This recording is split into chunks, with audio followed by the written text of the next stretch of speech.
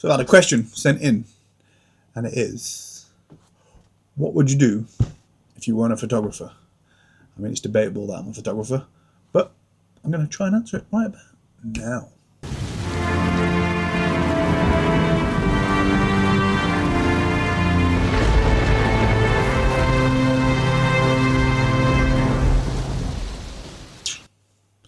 Damn, I need a haircut. So yeah, I did say when people could send in questions if they want to stay anonymous, they can. I didn't ask whether this person wanted to stay anonymous because I know they won't mind. So Jonathan Platt, this is for you. The most basic bitch question you could have asked anybody. It's like the question that everybody asks in any interview, which, as you've probably seen in the intro, is, what would you do if you weren't a photographer? Well, debatably, I'm a studio owner, more so than a photographer. I do shoot photography professionally, but I probably hire a studio more than I shoot professionally, so yeah, technically I'm not a professional photographer. But how do you define professional photographer? Is it based on knowledge or payment? There are plenty of people out there who don't know what they're doing and they get paid because they're very good at business, they're very good at branding, and they push themselves out and they're a bit crap, but they do the right things to get the right attention to get paid. And there are plenty of people out there who are incredible and don't get paid because they don't do the business stuff, blah, blah, blah, so on, so forth. Anyway, so yeah, that's a hard question to answer, really, isn't it? Because I think everybody lives to their means in their... I think a lot of people don't live to their means, they live out of their means and they get themselves in trouble. But most people will try and live to their means, and I think having different circumstances forced upon you is what makes you human, and you act and react in a manner to the circumstances that you find yourself in. So if you're lucky and you have easier circumstances than others, then you take that for granted, and if you don't, then you go out of your way to fight, kill, do whatever it is you need to do to survive. And that's just human nature for the average person. I'm a kind of all or nothing kind of person. I even need to work for myself because I can't take stupidity off people above me, so I will put them in their place eventually. Once the politeness wears off of, having to be nice and then realising they are a bit of an arsehole, then I will happily tell them they're an arsehole, put them in a place and be like, yeah, fuck off. And of course, no matter if you're in the right, if someone's above you, that's not going to go down well and you're going to get kicked out. So my thing is, obviously, if I'm going to put effort into something, it's going to be something that I want to do.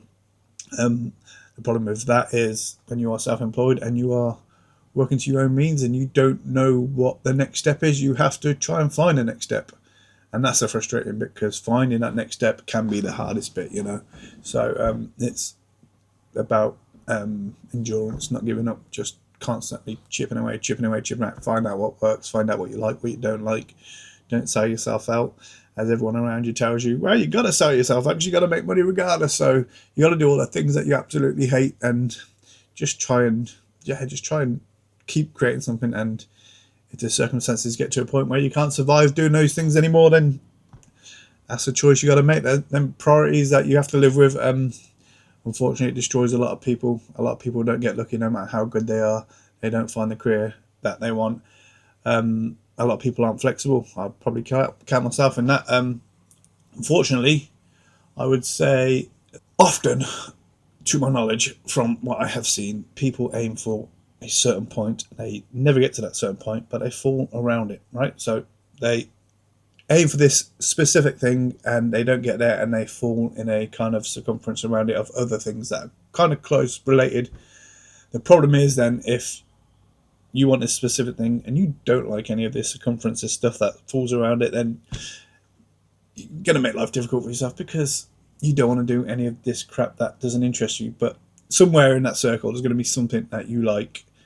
And I think your life's task is to use those skills that should get you to that point. And that probably doesn't, because it's just not how life works. And you fall into one of the things that kind of circle it that you do like. And I think that for me is, I guess that's the ultimate aim, is just keep chipping away, keep building my brand, do what I'm doing. And yeah, it's a lot harder in other worlds because there's far few people to create art with. And I would say that my style as a photographer isn't necessarily practical. It's to create, make, and be discovered that way, which is like trying to make it in music. It's near impossible, but hey, that's why I got a studio, so I can hire a studio up. Ducking my chin because I felt like I was about to burp at the same time as speaking. Anyway, so yeah, so that's why I got the studio. Really, is basically because I wanted to be able to do something that I enjoyed and I like. I'm an introvert. I'm not necessarily a fan of being around people, but I like meeting cool people to do the studio. I like meeting other creatives. You meet some wicked people. You meet some people you're less fond of, but that's life.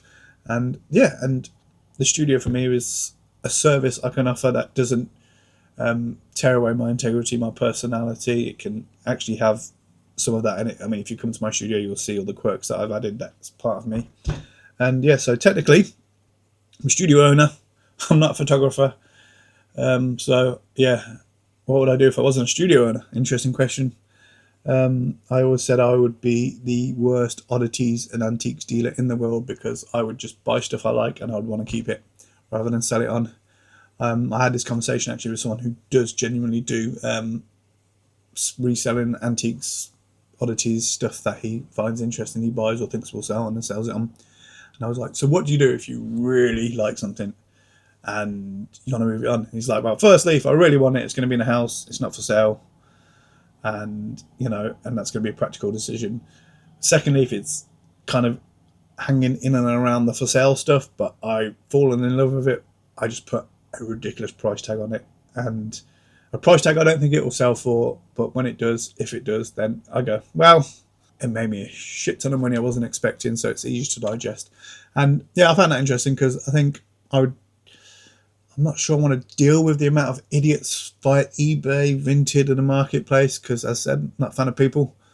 Yet, weirdly, like shooting them and I'm a fan of people. It's a weird paradox you need to understand with me. Paradox, the right word? Possibly, I don't know. Yeah, and I'm not sure how much I'd enjoy that. I sell things privately occasionally just to create space, and even then, parcels go. Just this week, parcel went missing. Done my absolute tits in trying to find it. Post office messed up. I had to resolve it via eBay. eBay just send out copy paste from the book bollocks and customer replies, and you're not even addressing what I'm asking of you. You're just making something up, making an assumption that runs parallel to it. Doesn't say nothing. It's absolute bollocks. And I'm not sure I can be dealing with that daily. I think they probably treat their professional customers better because the professional customers pay. And when you start slapping down money on eBay, because it's free now for private sellers, when you start slapping down money on eBay and stuff, you tend to get treated better. Although I gather Vinted is terrible for treating people like crap. So yeah, anyway, maybe if I had a place where I could store stuff, which I don't and won't, so I'd have to get rid of the studio and fill it up, and then that's not technically my space anyway, so I couldn't do that without permission. Yeah, I would probably. I'd like to do I'd do it anyway. I will go to places and buy stuff that I think or know just from knowledge because I watch reselling videos, I watch stuff on oddities, antiques, and that kind of stuff, collectibles, and I know a bit, but I want to say I choose to be informed. And every now and then something pops up, I'm like, I'm going to buy that. And I can buy something for like £3 and sell it for 50, 60 quid because I have a bit of knowledge. And I do that on the side very occasionally, not at all professionally. But that's the kind of thing I'd do. But I don't know if you can see behind, I have a lot of crazy stuff. If you've ever been to Splashpoint, you will know, especially the boudoir, that I've created a very eclectic mix of just craziness. Not like by choice, like aiming in at specific stuff in a small period of time. This is what I've collected throughout my life. I wouldn't say I'm a hoarder. I'm a bit in that if I get something, I typically get it because I want it, which means if I want it, I'm not going to treat it like shit. I'm not going to forget about it. I'm not going to just cast it aside in 6 months' time. I know people who buy stuff and then they just give it away to charity or sell it in 6 months. Like, why piss your money up the wall like that? I just don't understand it. So yeah, don't buy like £5 ring lights from Home Bargains. This one, great. This one, ace. There's one here as well. And this one just turns itself off every now and then for shits and giggles. Don't know why. Don't invest in ring lights because they're crap and technology keeps advancing. Photography, lighting keeps advancing. That stuff won't pay the bills in a few years' time. You need to be on the forefront of that, and there's already businesses doing it better than you probably.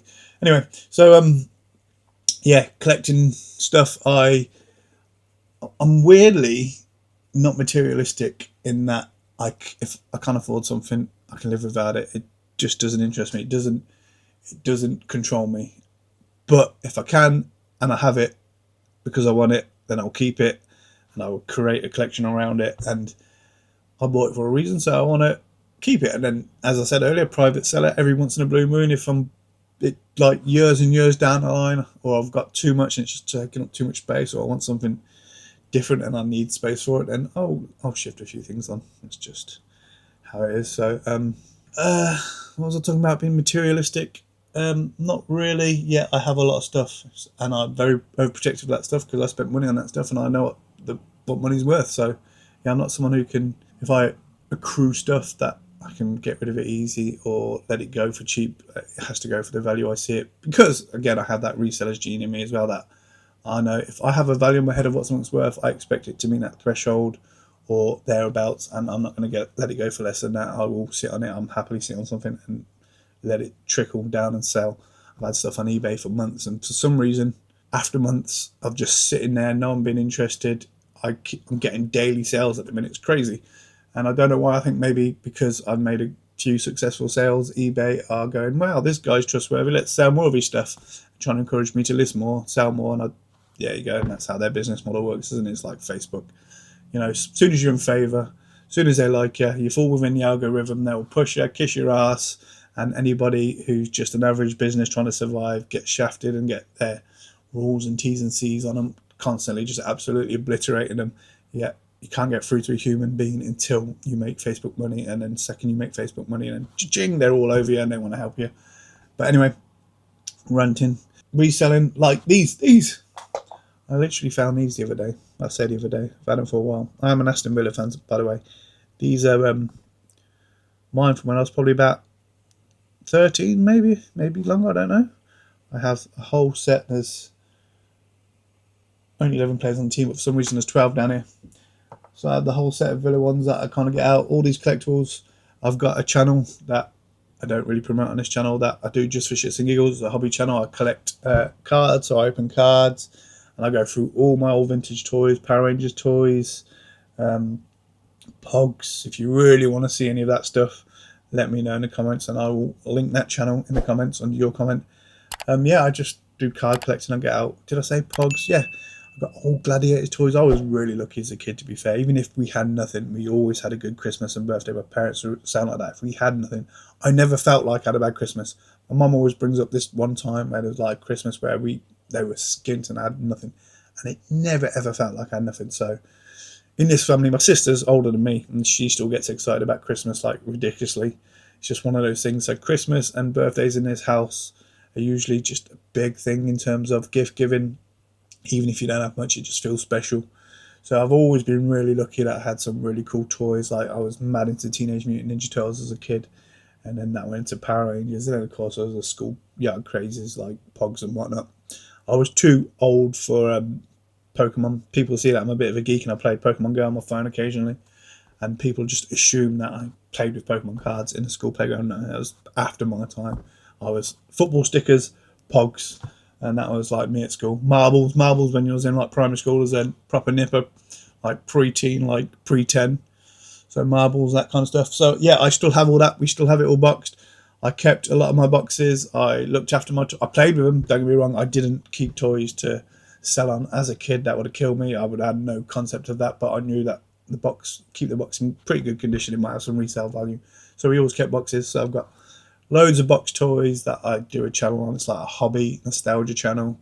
It's a bit of fun. So yeah, again, collecting oddities, nostalgia, that kind of stuff. I would probably buy, resell, move on, enjoy. And YouTube. I need people to watch these videos. Watch it like 3 or 4 times, because it would be lovely to try and monetize this channel and make 3p a week. Because let's face it, that's all I'm going to get, because not enough people watch it.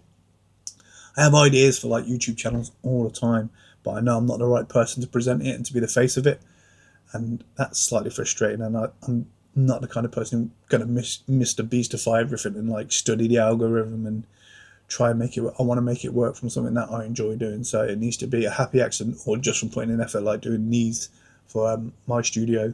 Yeah, basically, I would just wander about doing creative endeavours, try and get lucky, see what happens, and then sell and resell. And failing that, I would just end up labouring, shelf stacker, something that requires me to not take on any responsibility, have any brain cells, as maybe a bit physical, that keeps me healthy. Because quite frankly, the worst part of being self-employed is You just make excuses for sitting behind a computer and not being on your feet and not working.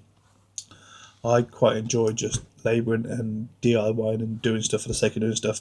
Or at least I did 10, 15 years ago, 20 years ago. Now I'm old as fuck. My knees barely work. Everything is a lot harder. But I would be kind of inclined. I'm a night owl. I'll probably go to do a night desk job at a bloody hotel or stack shelves in a supermarket overnight and just turn my brain off, get the job done, go home, completely forget about it because it's just a nonsense labour job. That is what I'll do.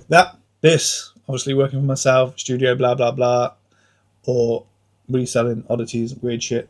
That's about all I can conceive. So, yeah, anything else life throws at you, you kind of adjust and adapt to. So, who the fuck knows? Peace.